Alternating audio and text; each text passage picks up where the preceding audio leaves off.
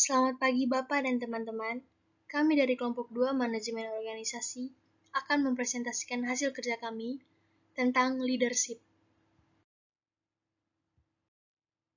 Apa itu leadership?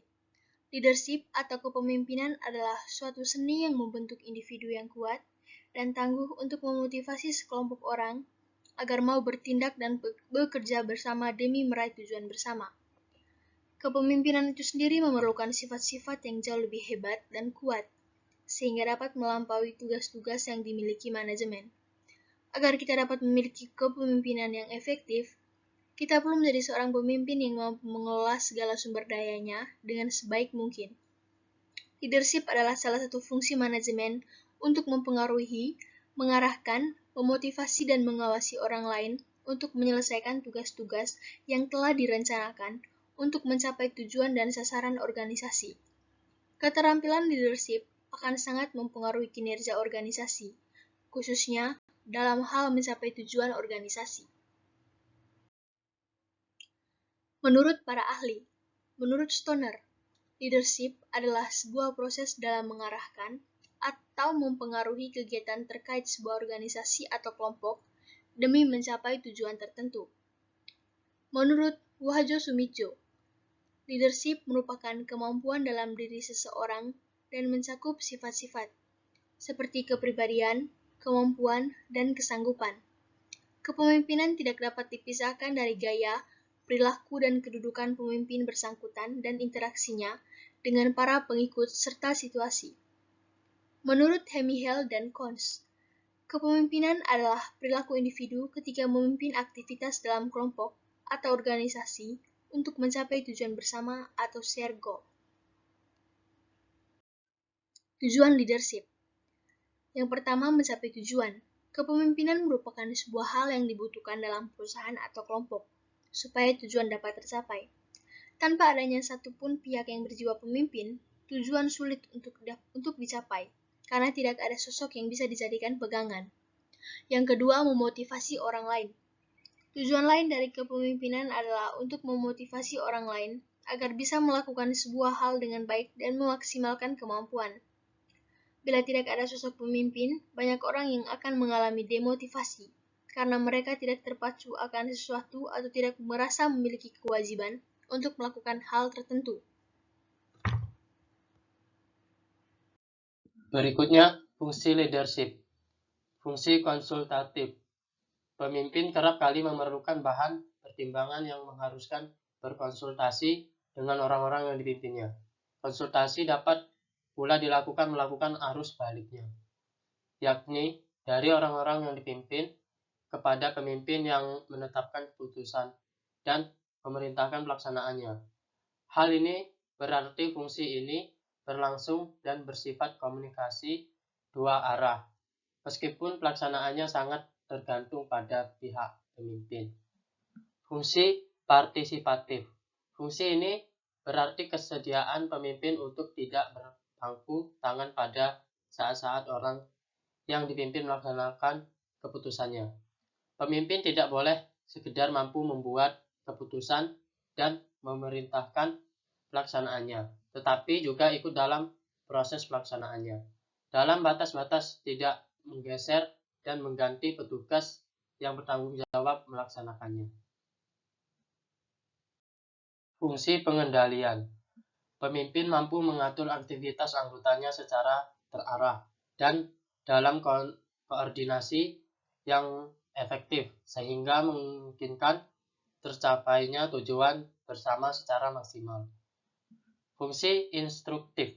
Pemimpin sebagai pengambil keputusan berfungsi memerintahkan pelaksanaannya pada orang-orang yang dipimpin.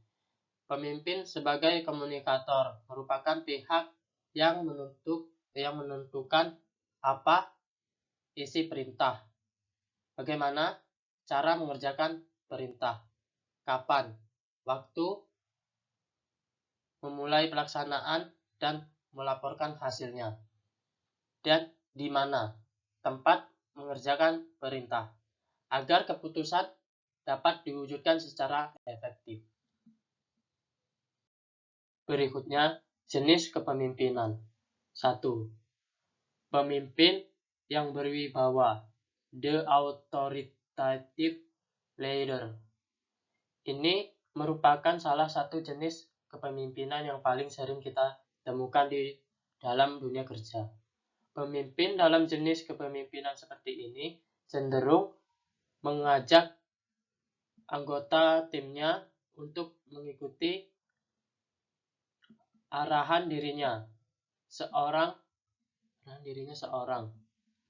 Seorang profesor dari Fakultas Bisnis Harvard bernama Goleman menyatakan bahwa jenis kepemimpinan seperti ini adalah kepemimpinan yang paling terbaik untuk diterapkan ketika pemimpin ingin merancang beberapa visi terbaru di dalam organisasi dalam waktu yang singkat.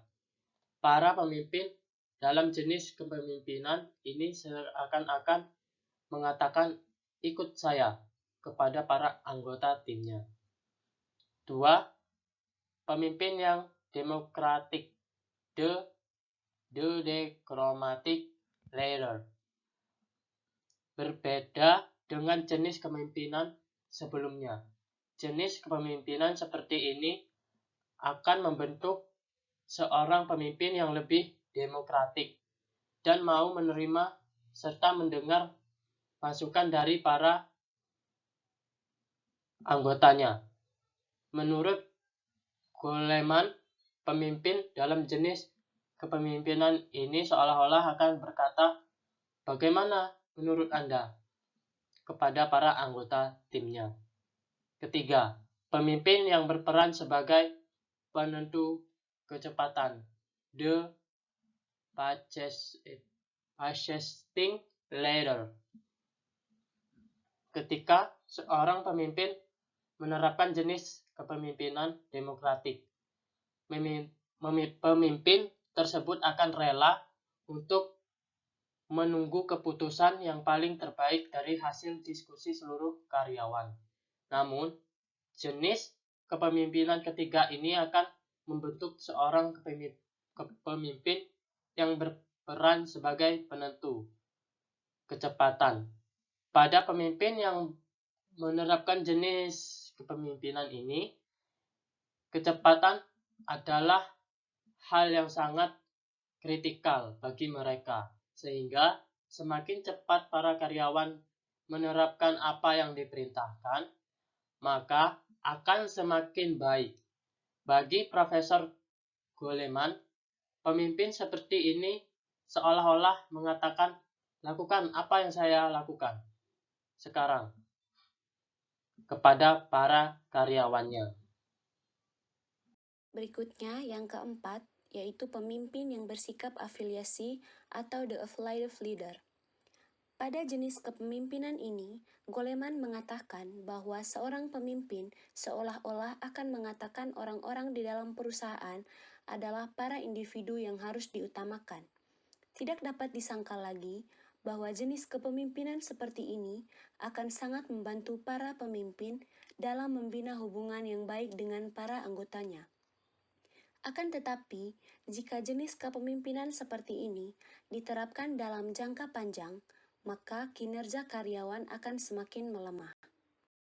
Lalu yang kelima, yaitu pemimpin yang baik dalam pelatihan karyawannya atau the coaching leader. Menurut Profesor Goleman, pemimpin dalam jenis kepemimpinan seperti ini seolah-olah berkata, "Ayo, coba ini," kepada para anggotanya.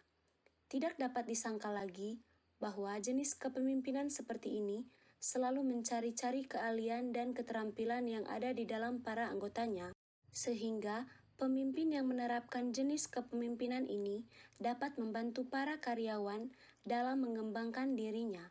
Yap, mereka adalah pemimpin yang bersikap seperti seorang coach atau pelatih. Lalu yang keenam, pemimpin yang suka memaksa atau the coercive leader.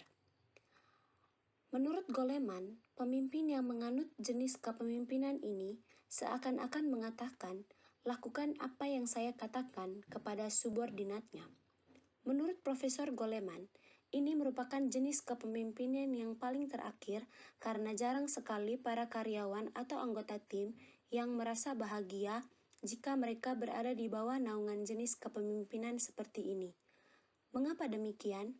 Karena karyawan akan merasa terasingkan oleh pemimpin mereka sendiri. Mereka seperti tidak memiliki hak untuk mengemukakan pendapat dan ide-ide mereka kepada pemimpinnya. Segala tindakan dilakukan atas dasar paksaan dari para pemimpinnya. Kabar baiknya, jenis kepemimpinan seperti ini akan sangat efektif untuk diterapkan dalam keadaan darurat, sehingga anggota tim dapat bergerak dengan cepat untuk bertindak sesuatu. Baik, berikutnya yaitu manfaat leadership. Jadi ada beberapa manfaat leadership bagi perusahaan. Yang pertama, peningkatan produktivitas tenaga kerja. Yang kedua, peningkatan kemampuan untuk berhasil di bawah tekanan. Yang ketiga, meningkatkan kecerdasan emosional. Yang keempat, meningkatkan karisma dan keseriusan dalam operasi bisnis. Yang kelima, menumbuhkan rasa percaya diri dalam tim Anda. Yang keenam, peningkatan keterampilan mendengarkan dan komunikasi. Yang ketujuh, meningkatnya kesadaran akan keberagaman di dunia kerja. Baik, teman-teman, itu saja presentasi dari kelompok kami. Sekian dan terima kasih.